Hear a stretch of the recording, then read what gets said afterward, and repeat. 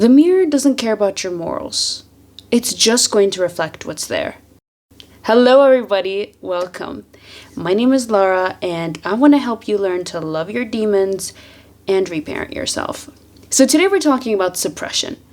Why we do it, what it does, and why it doesn't work. Now to do that, we're going to talk about an energetic principle known as the mirror reality. So having said that, why don't we take a mirror and hold it up to Miss Cruella De Vil and see what's kicking around in her psyche. This is Trauma TV. So who is Cruella De Vil? She's basically the Miranda Priestley of London. She's fabulous, she's wealthy, and she's got a wicked passion for fashion. Now, I'm going to make the case, the argument, that this is more than just passion. This is a defense mechanism. Members of the jury, I present to you Exhibit A. So the first we see of her, she says that she's miserable and she's completely content with it. She's used to it. Let her in, Nanny. Anita, darling. How are you? Miserable, darling, as usual, perfectly wretched. And fur coats are the only thing that she cares about in this wretched world. It's her one true love, darling. Isn't that a new fur coat? My only true love, darling. I live for furs. I worship furs. Is there a woman in all this wretched world who doesn't? And in the live action movies, this is her job. She owns a clothing line where she produces and presumably models her own clothes, specifically coats. Actually, her company seems to exist for the sole purpose of dressing her. I love that for her, actually. That's pretty cool. So anyway, her business model is, I want it, I got it. So she makes all kinds of risky financial decisions, knowing that she has all the money in the world. It's not going to put a dent in her fortune. And that's because she just wants more coats. So for example, they had just launched the Seasons clothing line. And she's like, let's just launch another. How much would it cost? Can I afford it? Do it. Just because she's into the idea of spotted fur coats and she wants them now. What would it cost us to start again on next year's line? Millions? Can we afford it? Well, yes. Thank but you, darling. Now go away. I have to talk to Anita. And when she's not at work designing and modeling these coats, she's ordering some for herself at home. Oh, come with me. Come with me, my darling. Let me see you. Basically, you can say that this is her identity. She describes herself as someone who's always best dressed and someone who wears the best coats. Why is this a defense mechanism? The lady just wants to look good. Is that bad? What is she defending herself from? Great questions. I'm glad you asked. Here's why it's a defense. When something becomes an obsession, when our entire well-being becomes dependent on us having or doing the thing, then we're in overcompensation territory. We are trying to make up for the fact that we have an unmet need. So in Cruella's case, we don't really know too much about her. We don't really have a backstory, remake notwithstanding. Let's just not. So despite not knowing her history, we do know how she is. So based on that, her personality and her behavior, we can reverse engineer our way to figure out where she's coming from. What is motivating this woman? So, the fur coats can mean one of two things. Option A, the lesser one, they're a status symbol. She curates and models these custom-made, one-of-a-kind, expensive fur coats. So, it's a way for her to set herself apart, both in terms of wealth and in terms of style. Sure. Now, I'm leaning more towards option B. They represent power. And here's why. So, a lot of these coats are made of these wild, endangered, exotic animals. So in a way, there's a sense of power of being the apex predator and donning the skin, the remains of your prey. You were a big bad boy, weren't you, darling? So there's a bit of a symbolism of domination there. But I want you to focus on the human world. We know that these coats signify power because she has a very specific relationship with power. Anytime she doesn't have her way, just a little bit, if she feels like she loses control in even the tiniest way possible, she loses her shit. You shouldn't have brought them in here, you idiot! Completely Take the drawing from Anita and hand it to me. Is that difficult? Dramatically. You'll be sorry, you fools! You idiots! Again, we don't know specifics, but we can kind of guess that what must have happened is she grew up feeling powerless in her life, maybe not even in childhood, maybe just generally, because this movie is set in the 50s. Enough said. So what she did is she's created an empire for herself where she is dominating over every single aspect of her life, over her industry, her financial matters, her peers, and her staff members, especially the men. What kind of sycophant are you? What kind of sycophant would you like me to be? Which is why she feels a very specific way about marriage. More good women have lost a marriage into war, famine, disease, and disaster. And people in general. Nobody says no to her. And that's kind of what the coats symbolize. This relationship to power, this desperate need for it that nothing can satiate. So as we can see, like with Hitch in a previous Trauma TV, she's turned this defense mechanism into her entire identity. But here's the thing about defense mechanisms. It may be able to fool people, but not energy. Energy does not lie. It is transparent. So the mirror reality is a way to explain the concept of as above, so below. That is to say, anything you experience in your individual hologram is just a projection, an external projection of your inner states, your attitudes, your beliefs, and your emotions. So you can't experience anything externally if you don't experience it internally first. So that's why the external world is often referred to as illusion or Maya, because it's malleable to your thoughts. Your thinking, your inner states dictate what you get to experience. Now, this may be a bit of a dense spiritual topic, especially if this is your first introduction. So, to put things into perspective, I'm going to give you an example. Here's how it works. So first there's a belief that XYZ is bad, let's say. Then that belief is mirrored back to us. So let's say you have people around you who have that same opinion. XYZ is bad, yup. And because of that, our belief is reinforced. See? Obviously it's true. Look at all this evidence. Let's take an example. Let's say you grew up in a house where selflessness was the big important value. Always self-sacrifice, cater to others, never ask or want for anything, and if it's given to you, say no. You know, this kind of thinking. So now, since that belief is in you, you're going to attract the neediest people who actually want you to play this role of caregiver, provider, nurturer, rescuer, whatever. This is expected of you, and anytime you stray away from this, you're going to be blamed, shamed, abandoned. There are going to be some consequences. So what happens to us is we'll realize, okay, clearly this isn't getting me anywhere because I'm too selfish, I'm not giving enough. Like energetically, it's so obvious that there's an internal conflict within Cruella, and that's just going to reflect externally, regardless of how hard she tries to posture or exude a specific image, which is, I'm powerful and I always get what I want. So, let's apply reverse engineering again and figure out what's going on inside of her. What is this internal conflict? So people tend to react to Cruella, more specifically her love of coats, in one of two ways. The first way is obvious, and we've seen it. She is admired and praised. She's a giant in her industry, she has no equal, she's considered a trailblazer and a trendsetter. She is absolutely worshipped for her taste.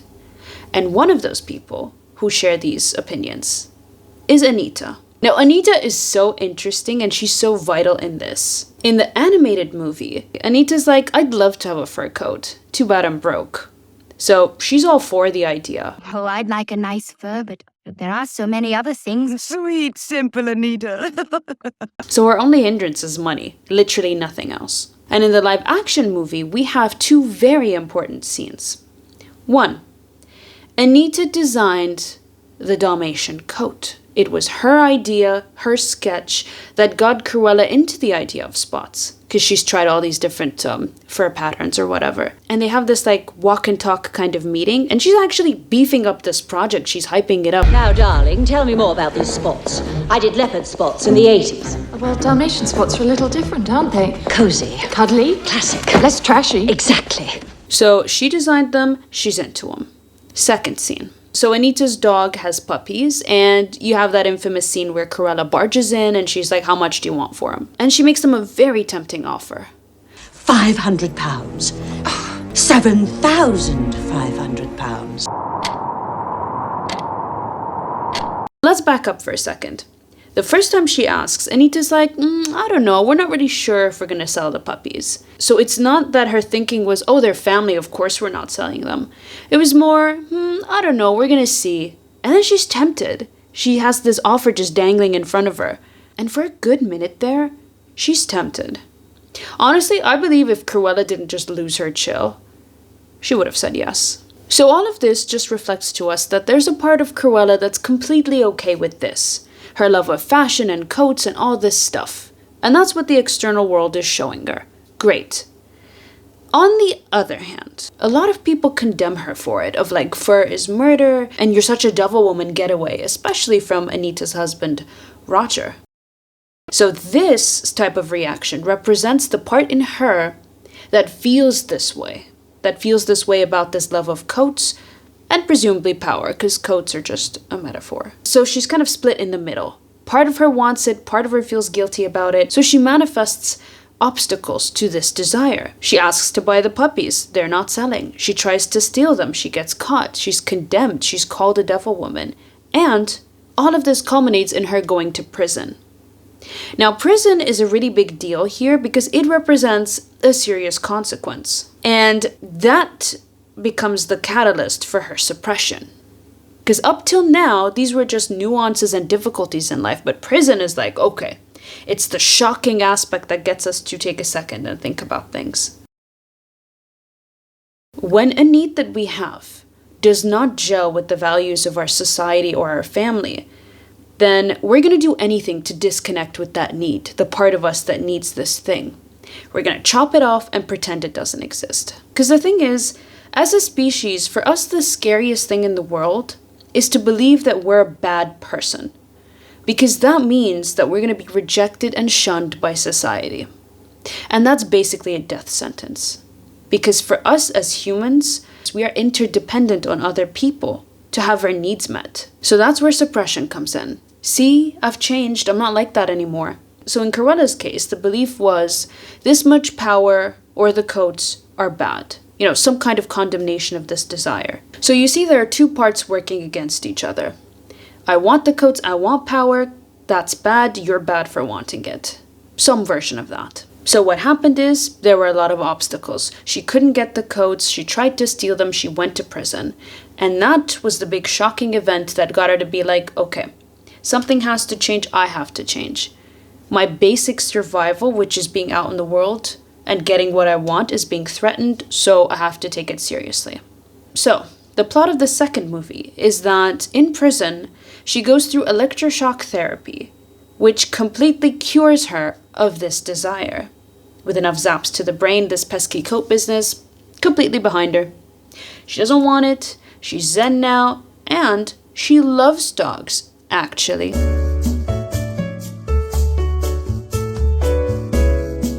Or does she? Let's discuss. So Cruella's desire for coats, which is a symbolism for power, which in and of itself represents security. Because power means that your needs are always going to be met. So this chain reaction right here. A part of her wants and needs these things, and a part of her thinks it's bad. So to protect herself from being rejected by society, the ultimate fear, she wants to shut that other part up and be like, no, we don't want that, see? We're cool here. We've changed, can we be let back in?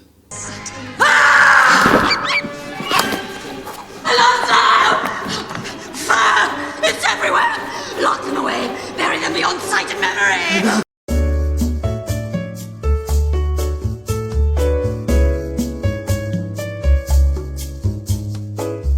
And that's essentially what happens. She's like, don't even call me Cruella anymore. I've changed. I'm Ella now. Cruella De Vil. Do call me Ella. Cruella sounds cruel. Cruella, I didn't realize. Please call me Ella. So why don't we meet this new Ella and talk about how there's some cracks in this mask. Side note, when we say coats in the future, just remember that they're interchangeable with power. So that's kind of what we're talking about.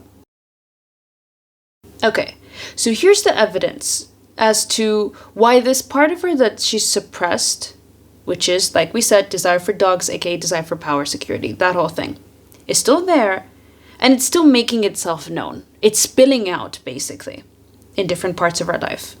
1, she's still very drawn to dogs. So the first thing she says to her parole officer when she gets out is, "Can you get me something with dogs? A job or a position?" Yes, the desire has changed into something else, something society is going to approve of, but it's still there. So that's the first thing she says. Second thing, Alonzo, her longtime assistant, gets her a puppy when she gets out. Now, you might think this isn't a big deal, but she went to prison because of her obsession with, killing dogs for a coat. So it's so absurd that the assistant thought it was okay to get a puppy to her, when that was the thing that she had to be cured from. What this tells us is that energetically, this desire is so strong that it's manifesting in her life. Third, she sees a flyer for this dog adoption place, Second Chance, who need financial funding and so on. And again, she's so obsessed, she's like, that's what I want to do, that's my project. And now she turns being an advocate for dogs, being a dog lover, her identity. Basically, the only thing that electroshock therapy did was just sublimate the desire. It's not a desire for coats, now it's a desire for happy dogs, And finally, anger issues. Because like we said, she used to snap in the past when things didn't go her way. Now she's just chill all the time, right? She's happy 24/7. She's in that toxic positivity neighborhood. But the thing is, she still does snap. But either she catches herself right as she does it. Like there's this one bit where she finds dust on the stairwell. She almost snaps, but then she's like, whoop, whoop. No, I've changed. I don't do that anymore. Never mind. I think I'll enjoy doing a little dusting. So she corrects herself. She censors herself. So there's that bit. And she wants to protest this fur show. She's like, I have to go and I have to heckle this man. Just a teensy-weensy heckle, And look at the amount of anger and the passion that's there. She's like, just let me scream at him. It's not just the anger. It's the fact that she's protesting this thing that she once loved. Usually they say that when you protest too hard, it usually means that you're trying to cover up your own desire, right? So, methinks the lady doth protest too much. So basically what we're seeing here, from both a psychological and energetic perspective, this part that wants those damn coats is still there. Either the names have changed into something more socially acceptable, sublimation, or energetically she's still attracting this thing. Because what you think about, you get. So she could be like, I'm over the coats, but the fact that she's attracting all these puppies, all this dog stuff, she's going to fur shows to protest them, just tells us that there's something within her about fur coats that's still there. That code is still in her psyche. Okay, to understand this, I'm going to give you the perfect example. Miss Trunchbull, I'm not sure how to pronounce that, from Matilda. They are exactly the same. She hates children, but she still works with them. Inside, you festering ball of pus! I can't for the life of me understand why small children take so long to grow up. And here's her thing. Children usually take us back to our childhood, so however we react towards children is very much going to signify something about our childhood. They're all mistakes, children. Filthy, nasty things. Glad I never was one. So what must have happened with her is she must have felt powerless growing up. In this classroom, in this school, I am God!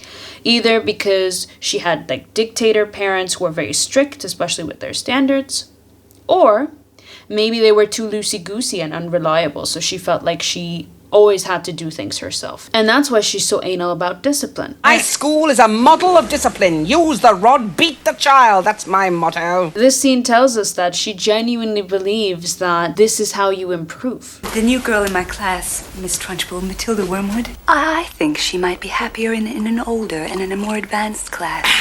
I knew it. You can't handle the little viper, so you're trying to foist her off on one of the other teachers. Listen to me, Jen. The distance the shot put goes depends upon the effort you put into it. Perspiration! One day, Jen, you'll see that everything I do is for your own good. And she's constantly triggered by these kids because they are showing things that she never had, which is freedom to do what she wants and slack. Miss Honey keeps giving them slack, and she's all about that discipline. Amanda Thrip. What are those? What's what, Miss Trunchbull? Hanging down by your ears. You mean my pigtails? Are you a pig, Amanda? Chop those off before school tomorrow, or I will come around. But! Did you say but? She gets triggered in this scene because here's a child who's defying her authority and showing autonomy. So she's constantly surrounded by everything she doesn't want because that is still active within her. Okay, so let's just put them side by side. Cruella hates dogs, the Trunch hates kids, for different reasons. The dogs symbolize power, and the kids represent freedom and just slack. Now, both of them desire these things, but there's an internal conflict within them. They feel like it's wrong to want this thing. So they've suppressed that part of them that wants power, freedom, slack. As a result, externally, people fear them, dislike them, judge them, and so on, because they themselves condemn the part of them that wants the thing. So because that desire is still there, whether they choose to embrace it or not, they are surrounded by their respective thing, and they can't seem to get away from it.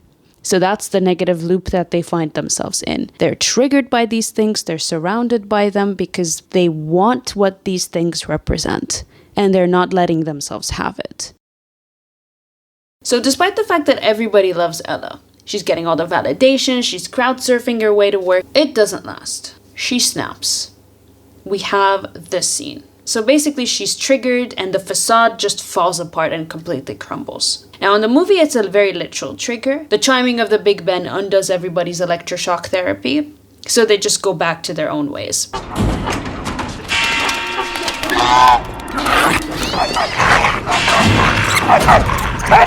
down the television!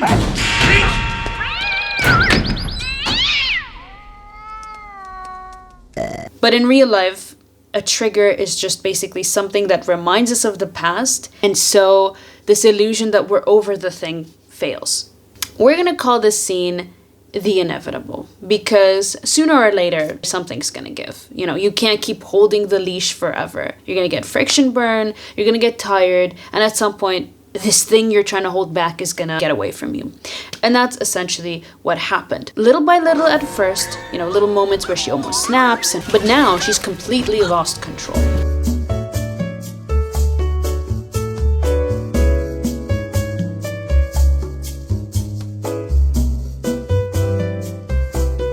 Now this scene is a perfect example as to why suppression does not work. And I think it's so clever because it's very visual. It visually shows you how mirror realities work, what we've been talking about so far. Because what's on her mind, let's say spots, she sees everywhere. Everything has spots now. What does this scene tell us? 1. When we suppress something, sooner or later we're going to lose control over it. 2. It will keep showing up. When you suppress something, you're constantly going to see this thing that you don't want or you're trying to suppress. You're going to see other people having it, other people talking about it or whatever. It's constantly going to show up in your life. So with Trunch, she hates kids. She has not made peace with her childhood, so she's surrounded by childhood all the time. And she keeps reacting to it. That's the trigger aspect that we talked about. With Cruella, she wants coats, but she feels like she can't have it, so she's surrounded by people who condemn it. The police, the authorities. So a trigger shatters the illusion of control that we have, or victory, over the part of us that we've suppressed. Because there's always going to be a trigger, or something that makes us lose our grip over the thing. So why does suppression not work? 1, it's a mirror reality. Whether you choose to acknowledge something or not, if it's within you, you're going to see it.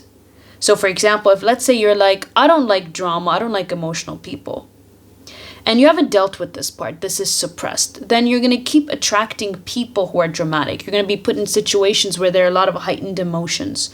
And you're always going to be found in these kinds of situations. because that's active within you. So that's reason 1. Reason 2, you're not going to be able to control this thing forever. The energy and the effort that you're putting into keeping this thing down and quiet, it can't be sustained. Something's going to happen, usually a trigger, and this part is going to break free. Like with Cruella, she got angry, then she's like, no, kidding, I'm fine. Okay, so what happens after this trigger? Humpty Dumpty fell off the ledge or whatever, and her facade, her mask is completely ruined. So she reunites with that part of herself, which symbolically is she breaks into that shrine thing and she finds the coats, and there's a moment of complete bliss and euphoria. She feels amazing. She's like, I'll never leave you again.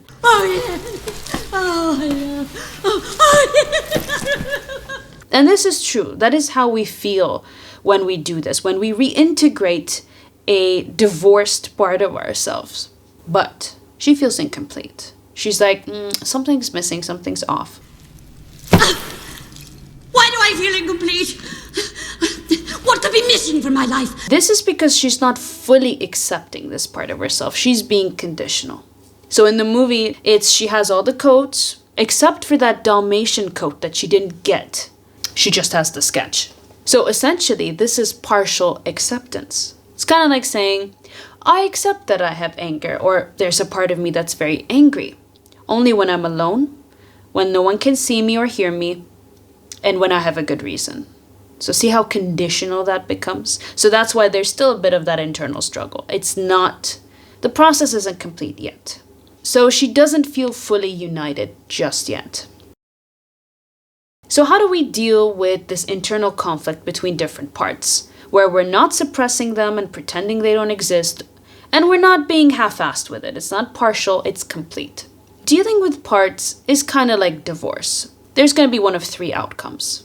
1, there's a transformation of the relationship. So you're no longer lovers.